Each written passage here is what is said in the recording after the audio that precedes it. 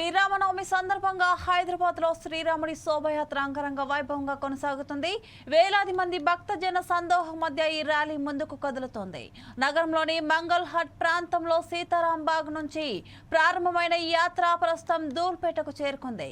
Mangal hot ప్రాంతంలోని సీతారాం బాగ్ నుంచి హనుమాన్ వ్యాయామశాల వరకు మొత్తం 6.3 కిలోమీటర్ల మేర శోభయాత్ర కొనసాగుతుంది.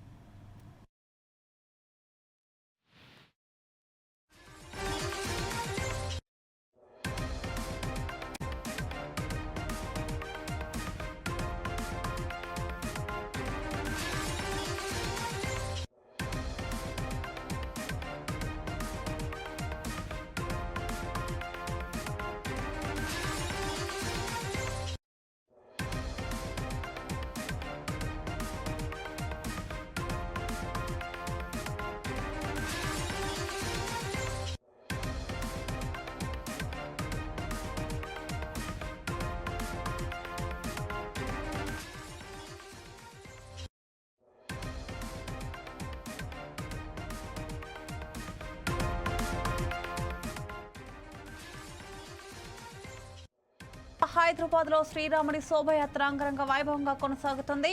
వేలాది మంది భక్తజన సందోహం మధ్య ఈ ర్యాలీ ముందుకు కదులుతోంది. నగరంలోని మంగళ్ హాట్ ప్రాంతంలోని సీతారాం బాగ్ నుంచి ప్రారంభమైన ఈ యాత్ర ప్రస్తుతం ధూల్పేటకు చేరుకుంది. మంగళ్ హాట్ ప్రాంతంలోని సీతారాం బాగ్ నుంచి హనుమాన్ వ్యాయామశాల వరకు మొత్తం 6.3 కిలోమీటర్ల మేర ఈ శోభయాత్ర సాగుతుంది.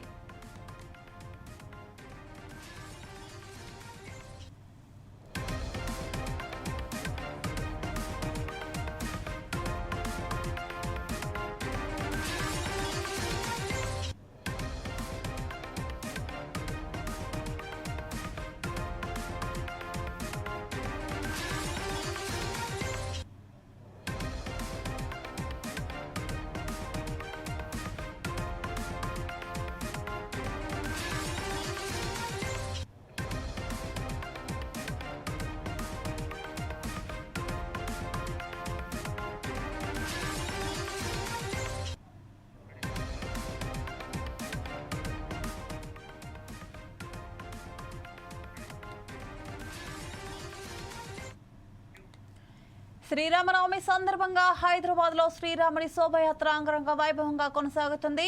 వేలాది మంది భక్తజన సందోహం మధ్య ఈ ర్యాలీ ముందుకు కదులుతుంది.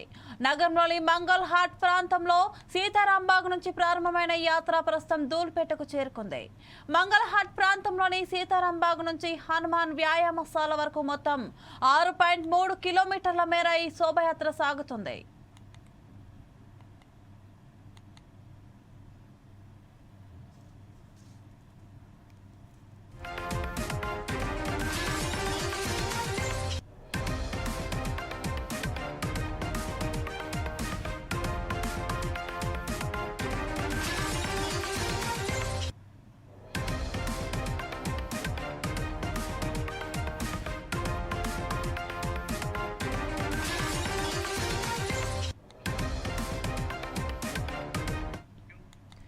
శ్రీరామనవమి సందర్భంగా హైదరాబాద్ లో శ్రీరాముడి శోభయాత్ర అంగరంగ వైభవంగా కొనసాగుతుంది.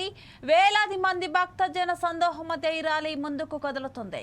నగరంలోని మంగళ్ హాట్ ప్రాంతంలోని సీతారాం బాగ్ నుంచి ప్రారంభమైన ఈ యాత్ర ప్రస్తుతం ధూల్పేటకు చేరుకుంది. మంగళ్ హాట్ ప్రాంతంలోని సీతారాం బాగ్ నుంచి హనుమాన్ వ్యాయామశాల వరకు మొత్తం 6.3 కిలోమీటర్ల మేర ఈ శోభయాత్ర సాగుతుంది.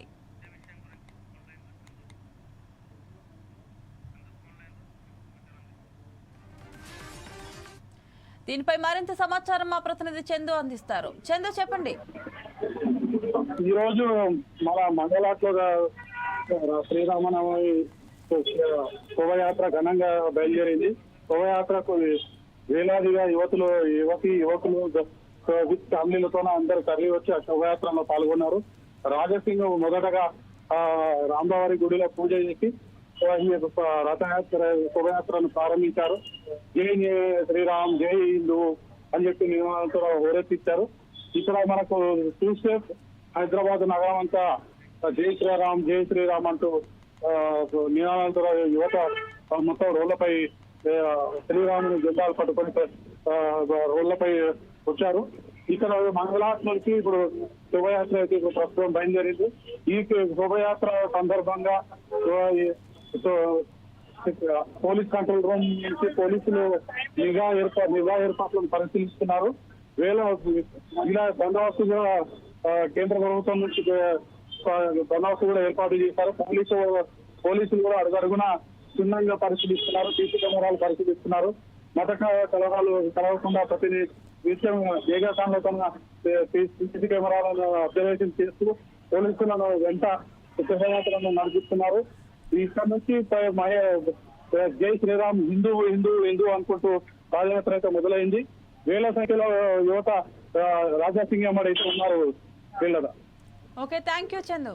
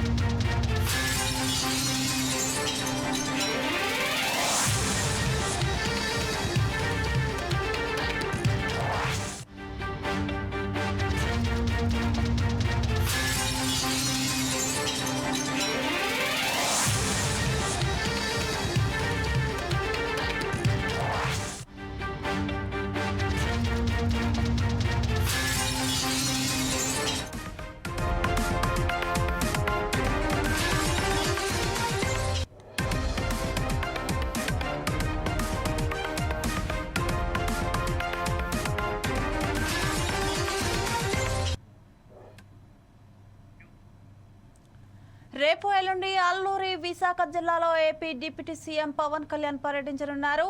అడవి తల్లి బాట పేరుతో రోడ్ల నిర్మాణానికి ఆయన శంకుస్థాపన చేయనున్నారు.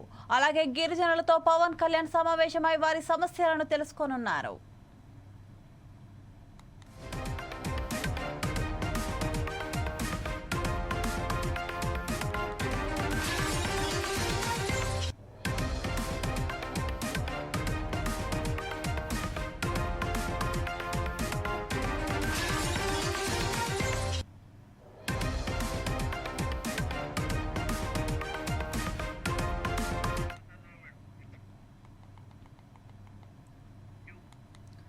రేపు ఎల్లుండి అల్లూరి విశాఖ జిల్లాలో AP deputy CM Pawan Kalyan పర్యటించనున్నారు.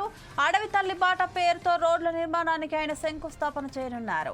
అలాగే గిరిజనులతో పవన్ కళ్యాణ్ సమావేశమై వారి సమస్యలను తెలుసుకోనున్నారు.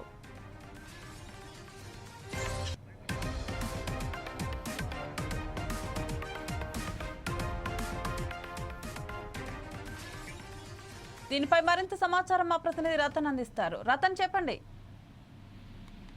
గిరిజన ప్రాంతాల అభివృద్ధి కోసం సరికొత్త కార్యక్రమానికి ఏపీ ప్రభుత్వం శ్రీకారం చుట్టబోతోంది. దీనికి డిప్యూటీ సీఎం పవన్ కళ్యాణ్ అడవి తల్లి బాటాన్ని నామకరణం చేశారు. రోడ్ల అభివృద్ధికి పవన్ కళ్యాణ్ గారు చొరవతో 2 గ్రామాల పాటు ఉప ముఖ్యమంత్రి పర్యటించనున్నారు. అల్లూరి సీతారామరాజు జిల్లాలో 2 రోజుల పాటు డిప్యూటీ సీఎం పవన్ కళ్యాణ్ ఈ కార్యక్రమాలకు శ్రీకారం చుట్టనున్నారు. 7వ తేదీ ఉదయం విశాఖపట్నం విమానాశ్రయం నుంచి నేరుగా అల్లూరి జిల్లాకు పవన్ వెళ్లనున్నారు. అక్కడ గిరిజన ఆవాసాలను సందర్శించి వాళ్ళ సమస్యలు కూడా తెలుసుకోనున్నారు. అడవి తల్లి బాట పేరిట చేపట్టే ఈ రోడ్ల నిర్మాణానికి పవన్ కళ్యాణ్ కంటిన్యూస్ గా శంకుస్థాపనలు చేయనున్నారు. 8వ తేదీ ఉదయం అరకు మండలం సుంకరమిట్టలో పర్యటించనున్నారు పవన్ కళ్యాణ్. ఎకో టూరిజం పై ఉన్న అంశాలను గాని, గిరిజన గ్రామాల మధ్య అనుసంధానాల రోడ్ల అభివృద్ధి, రాష్ట్రంలో ఎకో టూరిజం ప్రోత్సాహంపై పవన్ కళ్యాణ్ ప్రధానంగా దృష్టి సారించినట్టు తెలుస్తుంది. Okay, thank you Ratan.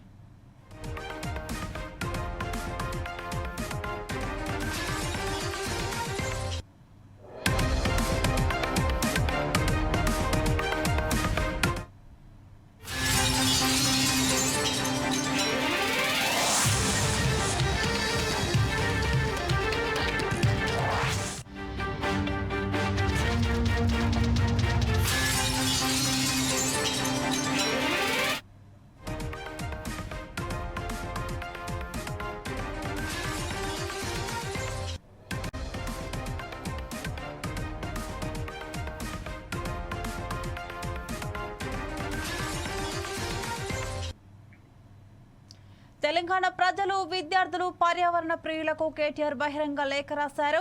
తెలంగాణలో పర్యావరణ పరిరక్షణకు సంబంధించిన కొత్త సమస్యలు సంభవిస్తున్నాయని, ఈ తరుణంలో రాష్ట్ర ఆర్థిక లాభాలను పరిగణలోకి తీసుకొని పర్యావరణంపై దాడులు జరగడం చాలా దారుణ పరిస్థితిని సృష్టిస్తుందని లేఖలో పేర్కొన్నారు.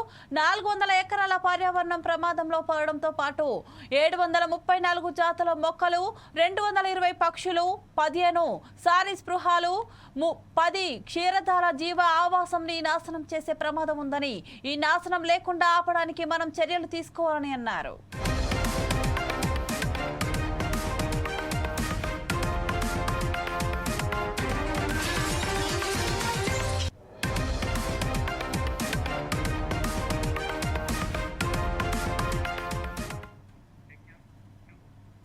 బీఆర్ఎస్ పార్టీపై ఎంపీ ఈటెల రాజేందర్ విమర్శలు గుప్పించారు. బీఆర్ఎస్ పార్టీ పరిపాలనలో విఫలమైందని ఆయన విమర్శించారు. రాబోయే ఎన్నికల్లో ప్రజలు బీఆర్ఎస్ కి ఓటు వేయరని ఈటెల జోస్యం చెప్పారు. దేశ ఔన్నత్యాన్ని, గొప్పతనాన్ని ప్రపంచానికి చాటి చెప్పిన పార్టీ బీజేపీ అని ఆయన అన్నారు. ప్రపంచంలోనే భారతదేశం నెంబర్ 1 దేశంగా ఎదగాలనే సంకల్పంతో ప్రధాని మోదీ ముందుకు వెళ్తున్నారని ఎంపీ ఈటెల రాజేందర్ తెలిపారు.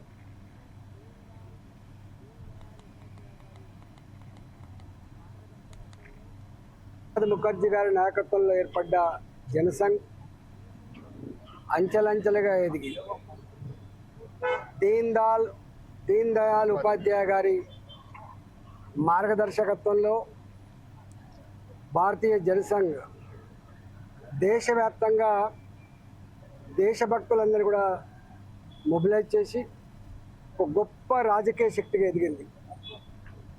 ఎమర్జెన్సీ తర్వాత బొంబాయి నగరంలో భారతీయ జనతా వాజ్పేయి గారు, అద్వానీ గారి నాయకత్వంలో అక్కడ మొట్టమొదటిసారిగా భారతీయ జనతా పార్టీగా ఆవిర్భవించింది. ఏప్రిల్ 6వ తారీఖు నాడు. ఆనాడు భారతీయ జనతా పార్టీ ఏర్పడుతున్న సందర్భంలో 5 సూత్రాలు ప్రవచించింది. గాంధేయ సోషలిజమే మా ఎజెండా, ప్రజాస్వామ్యాన్ని పరిపుష్టి చేయడమే మా సిద్ధాంతం, దీన్ దయాళ్ గారి మార్గదర్శకత్వంలో సమస్త సంపదలు సమస్త ప్రజలకు అందాలి.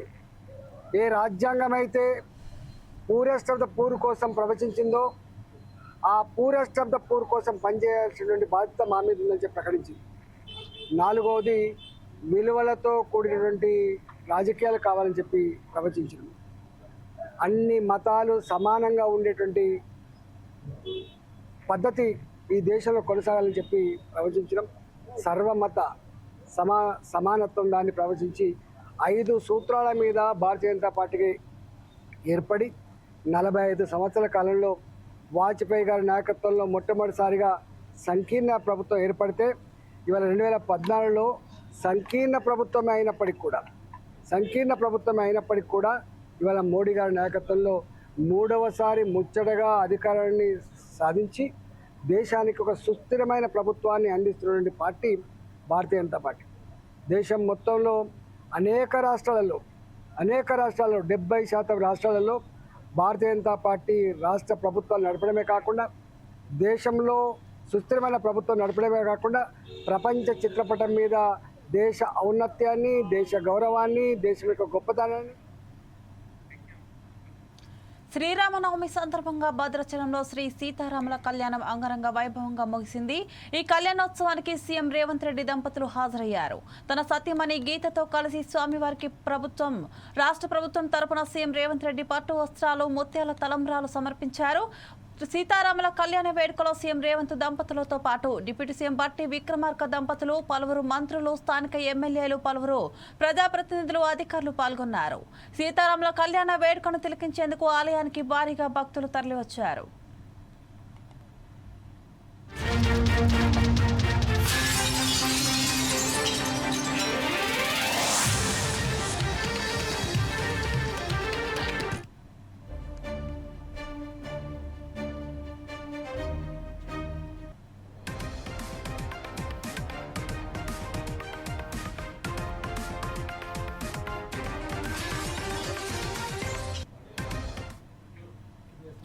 అనంతపురం జిల్లాలోని శ్రీ కోదండ రామస్వామి ఆలయంలో ఘనంగా శ్రీరామనవమి వార్షిక బ్రహ్మోత్సవాలు జరుగుతున్నాయి.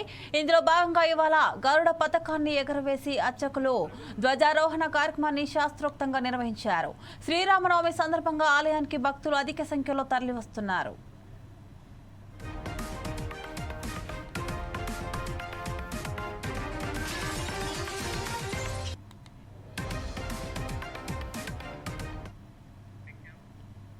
విశాఖ ఎన్ఏడి శాంతినగర్లోని రామసాయి మందిరంలో శ్రీ సీతారాముల కళ్యాణం ఘనంగా నిర్వహించారు.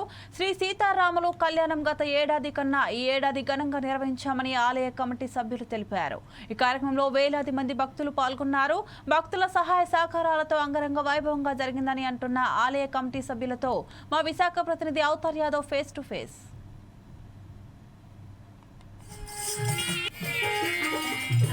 హిందువులు ఘనంగా జరుపుకునే పండుగల్లో శ్రీరామనవమి ఒకటి. శ్రీరామనవమి పండుగ వచ్చిందంటే ఊరు వాడ కలిసి ఘనంగా వీధుల్లో పండుగ జరుపుకుంటారు. ఆ క్రమంలోనే మనం శాంతినగర్ రామ మందిర్ దగ్గర ఉన్నాము. మనతో పాటు నిర్వాహకులు ఉన్నారు, వాళ్ళని అడిగి తెలుసుకుందాం. నమస్తే అండి. శ్రీరామనవమి వేడుకలు ఘనంగా జరుపుతున్నారు. అసలు ఈ నవమి వేడుకలు ఎన్ని సంవత్సరాల పాటు జరుపుతున్నారు మీరు? ఇదేంటంటే ఇక్కడ ముందు సాయిబాబా టెంపుల్ ఉండి దాని పాతది, అది డిస్మెంట్ చేసి కొత్తగా కట్టడం జరిగింది. దీన్ని ఏంటంటే కొత్తగా కట్టిన తర్వాత అప్పుడు ఊరికి రామాలయం ఉండాలన్న దీంతో రామసాయి మందిరం అని పెట్టడం జరిగింది. అయితే కింద సంవత్సరం ఫస్ట్ ఇయర్ చేయడం రామనవమి శ్రీరామనవమికి ఇప్పుడు మనకి ఏంటంటే మట్టి విగ్రహాలు తెచ్చి చేయడం జరిగింది. ఆ యొక్క కళ్యాణ మహోత్సవంలో అందరికీ కూడా ఇలాగా నెక్స్ట్ ఇయర్ పంచలోహాల విగ్రహాలు తెచ్చి చేద్దామని అనుకున్నాము. అందరూ తల చేసి తేడం జరిగింది. దానికి అందరూ కూడా ఆర్థికంగా సహాయం చేయడం జరిగింది. వారి యొక్క ప్రోద్బలంతో ఈ యొక్క పంచలోహాల విగ్రహాలు తెచ్చి ఈరోజు ఎంత గ్రాండ్గా ఎంత వైభవంగా జరుగుతుంది. అలాగే ఈ ఊరు గ్రామ ప్రజలు కానీ, అలాగే విరాళదాతలు కానీ, అలాగే ఇక్కడ ఉన్న కమిటీ సభ్యులు కానీ అందరూ కూడా పేరు పేరున జరుగుతుంది. ధన్యవాదాలు తెలుపుకున్నాం. ఇంకా వచ్చే సంవత్సరం కూడా ఇంకా అత్యంత వైభవంగా జరుపుకుంటామని మనస్ఫూర్తిగా కోరుకుంటామండి. అంటే ఈ కళ్యాణం సామూహికంగా చేస్తున్నారా లేకపోతే ఎవరు ఇండివిజువల్గా చేసుకుంటున్నారా? సామూహికంగా చేస్తున్నాం. అందరినీ కూర్చోబెట్టాం. కళ్యాణం అంటే విరాళదాతలు ఇచ్చిన వాళ్ళు, కళ్యాణానికి విగ్రహాలకు ఇచ్చిన దాతల్ని వాళ్ళందరినీ కూర్చోబెట్టి వాళ్ళ గణపతి పూజ చేయించి వాళ్ళతో సామూహికంగా మొత్తం ఈ యొక్క శ్రీరామనవమి మహోత్సవం అత్యంత వైభవంగా జరుగుతుందండి. మీరు చెప్పండి, ఇప్పుడు పూజలు నిర్వహించారు. ఈరోజు స్వామివారికి తెల్లవారి నుంచి ఎటువంటి పూజలు నిర్వహించారు? తెల్లవారు మనం బ్రహ్మముహూర్తంలో అభిషేకం చేసాము భగవంతుడికి. తర్వాత ఆయనకి సారి అంతా సీతాదేవికి శ్రీరాముడికి సారి కూడా ఊరేగించాం. ఆ తర్వాత పూజ మొదలైంది, కళ్యాణం మొదలైంది. కళ్యాణంలోకి చాలామంది భక్తులు వచ్చారు. వాళ్ళందరూ ఆశీర్వాదంతో, భగవంతుడి ఆశీర్వాదాలతో మనం ఈ పూజ జరిపించుకుంటున్నాము. ప్రతి సంవత్సరం ఇలా జరుపుకొని ఇంకా అతివైభవంగా జరపాలని మేమందరం కోరుకొని ఈ ప్రజలందరికీ సుఖ సంతోషాలతో ఉండాలని, దేశం అంతా బాగుపడాలని, అయోధ్య నుంచి భద్రాచలం దాకా ఉన్న రాముడు మన దేశాలందరినీ కాపాడి రామరాజ్యం మళ్ళా తిరిగి రావాలనే ఉద్దేశంతో ఈ పూజ జరుపుకొని చున్నాము. ఇది పరిస్థితి. శ్రీరామనవమి వేడుకలకైతే మాకు ఊరు వాడ అంతా సహకరించారు. సామూహికంగా శ్రీరామనవమి మహోత్సవం జరుపుకుంటున్నాము. వచ్చే భక్తులకి కూడా అన్నదానం కూడా చేస్తున్నాం. దాదాపు 2000 మంది వరకు అన్నప్రసాద వితరణ కూడా జరుగుతుంది. ఈ ఏడాది ఘనంగా జరిగింది. వచ్చే ఏడాదికి సుఖశాంతులతో అందరూ వెదజల్లి ఘనంగా జరుపుకోవాలని చెప్పుకునే పరిస్థితి కనబడుతుంది. కెమెరా పర్సన్ మహేష్తో అవతార్ యాదవ్, 4 Shades TV, విశాఖపట్నం. శ్రీరామనవమి సందర్భంగా మెదక్ జిల్లా కేంద్రంలో శ్రీ కోదండ రామాలయంలో శ్రీ సీతారాముల కళ్యాణం అంగరంగ వైభవంగా జరిగింది. ఈ కళ్యాణ మహోత్సవంలో జిల్లా బీఆర్ఎస్ పార్టీ అధ్యక్షురాలు, మాజీ ఎమ్మెల్యే పద్మా దేవేందర్ రెడ్డి దంపతులు పాల్గొని స్వామివారికి పట్టు వస్త్రాలు, తలంబ్రాలు సమర్పించారు. ఈ కార్యక్రమంలో జిల్లా పరిషత్ మాజీ ఉపాధ్యక్షులు ఎం లావణ్యారెడ్డి, మున్సిపల్ మాజీ చైర్మన్ మల్లికార్జున్ గౌడ్ తదితరులు పాల్గొన్నారు. మోహన రూపాయ రామచంద్ర స్వామి ఎటువంటి వాడంటే పుంసాం మోహన రూపాయ పుణ్య శ్లోకాయ మంగళం. జై శ్రీరామ్, జై శ్రీరామ్.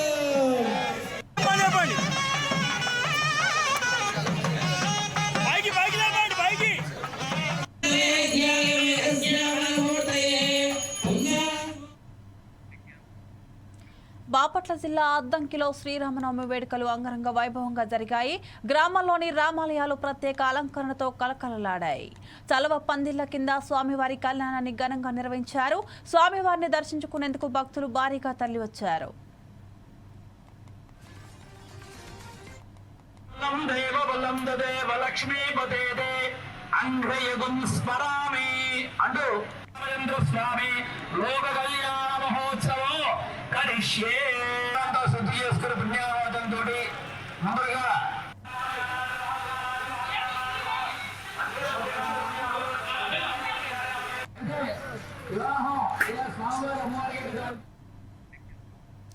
తమిళనాడు రాష్ట్రంలోని రామేశ్వరం వద్ద భారతదేశపు మొదటి vertical lift bridge Pamban railway బ్రిడ్జిను ప్రధాని నరేంద్ర మోదీ ప్రారంభించారు. భారత ప్రధాన భూభాగాన్ని రామేశ్వరంతో కలుపుతూ ఆధునిక సాంకేతికతతో నిర్మించిన పంబన్ వంతెనను మోదీ జాతికి అంకితం చేశారు. దేశంలో మొట్టమొదటి వర్టికల్ లిఫ్ట్ రైల్వే సముద్ర వంతెన ఇది అని అన్నారు. సముద్రంలో 2.08 కిలోమీటర్ల పొడవు ఉండే ఈ వంతెన దిగువన ఓడలు రాకపోకలకు వీలుగా కీలకమైన వర్టికల్ లిఫ్ట్ ఉంటుందని తెలిపారు. తమిళనాడులోని రామనాథపురం జిల్లాలో 535 కోట్ల రూపాయలతో దీన్ని ప్రారంభించారని వెల్లడించారు.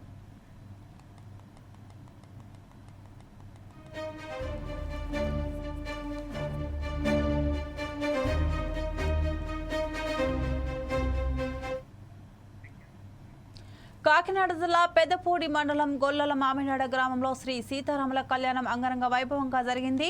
ఈ సందర్భంగా స్వామి అమ్మవార్లకు ఎమ్మెల్యే నల్లమిల్లి దంపతులు పట్టు వస్త్రాలు సమర్పించారు. ఈ కళ్యాణ మహోత్సవంలో అధిక సంఖ్యలో భక్తులు పాల్గొన్నారు.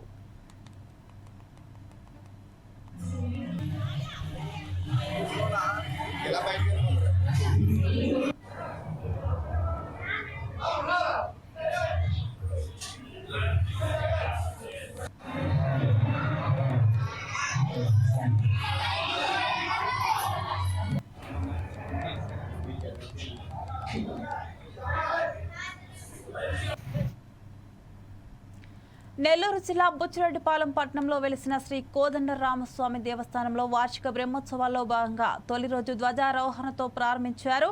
వేద పండితులు మంత్రోత్సాహాల మధ్య ధ్వజారోహణ అత్యంత వైభవంగా జరిగింది. భక్తులు స్వామివార్లను దర్శించుకొని తీర్థ ప్రసాదాలు స్వీకరించారు. ధ్వజారోహణలో ప్రత్యేకంగా సంతానం కోసం అందించే కోడి ముద్దల కోసం భక్తులు బారులు తీరారు.